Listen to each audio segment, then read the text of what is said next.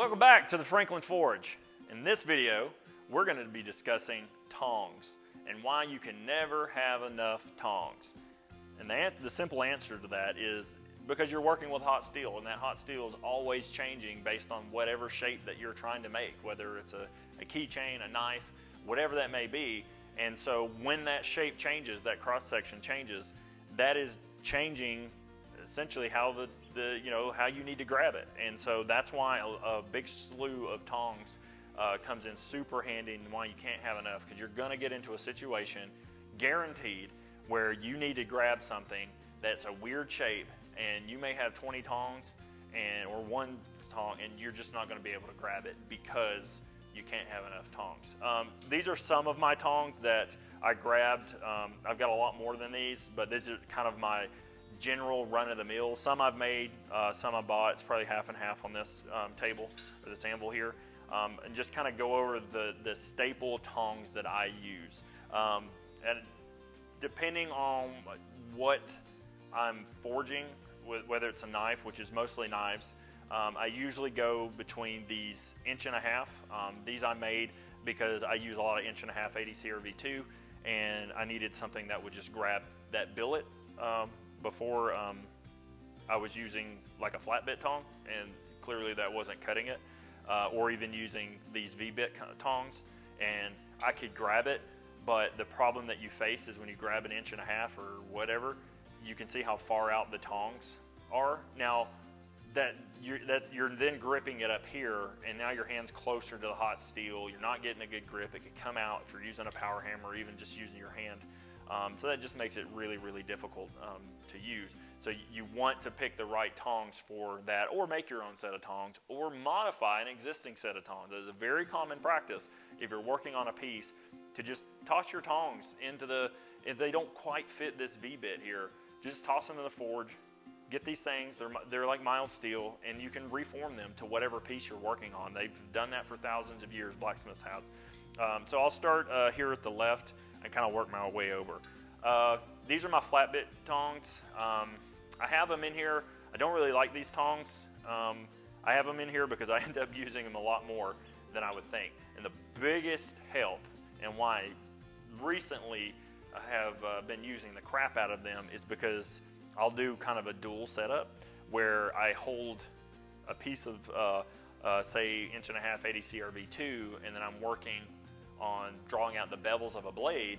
Well, I can choke up with my flat bit tongs. I can support it with my left hand and then choke up on that, and it gives me 2 angles of support, and that really gives me a ton of control when I get up to the power hammer and I start bringing those bevels out, or even the handle or whatever. It just gives me a lot more control to use 2 setup. It really makes it a little bit safer too. So the flat bit tongs are kind of a general purpose, all around tongs. They can kind of be used on everything, whether it's a flat piece. This is a round stock. You don't want to be grabbing round stock with that. You could, clearly, but it's not really what it was made for. It's really made for just grabbing flat things like that. These are the easiest to modify as far as heating up, and you can actually hit them hard enough because they're mild steel to form them to whatever you want. These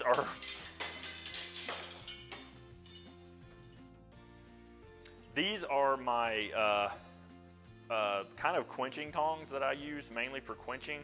They've got like a rounded cross section here, so you can hold round stock if you say you needed to hold it like this, and it's got a bunch of different kind of sizes, or just whatever, that's for a bigger piece. But you can hold it like this. Maybe you were trying to upset a piece of material and you needed to support it like this. But it's also V-bit tongs this way, so it's really handy for grabbing something like this.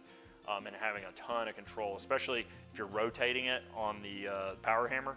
That's really handy to be able to do, especially with a radius handle like this. It kind of smoothly slides in your hand, and you can really make some nice clean radiuses on a piece of steel by doing that, which that's one thing I do with these. But my main thing with these is they're just perfect for quenching, because they got that serrations there. It just grabs the material really well, and they fit really well in my quench tank, so I can just pull it straight out of the heat treat oven and then quench it.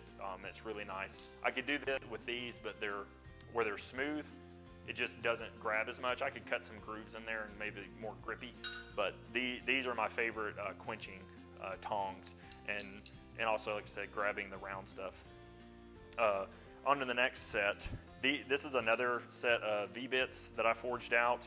Up until I got and forged these guys out, like I said, I was using these a lot to grab like inch stock, and you can see 1.5 inch stock. You can see how awkward that is and uncomfortable it is. It was just something I was working with because I was grabbing this a lot, like round stock. I was making a ton of just general blacksmithing stuff like keychains and just all kinds of stuff. And so these were great and perfect. I used them all the time for that.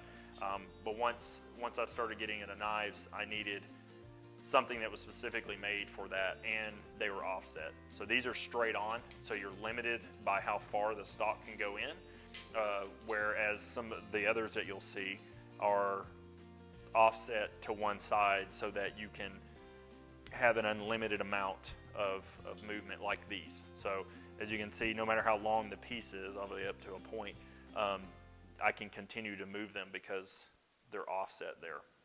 And these are pretty wonky. I made these a long time ago. This is a set that I haven't actually really used yet, maybe a handful of times, but it's a V-bit tong that just has more space in here. So if it was kind of bulbous on the end, you would have that extra room, but it has a really deep V-cut, so it just allows you to grab a bigger material. So it grabs this kind of probably inch, 3/4 inch, whatever piece of scrap steel that I had laying over there. It grabs it super well, and it's crazy, crazy stable. So you can get a nice positive grab on there, and that's really important to have a good positive grab when you're forging.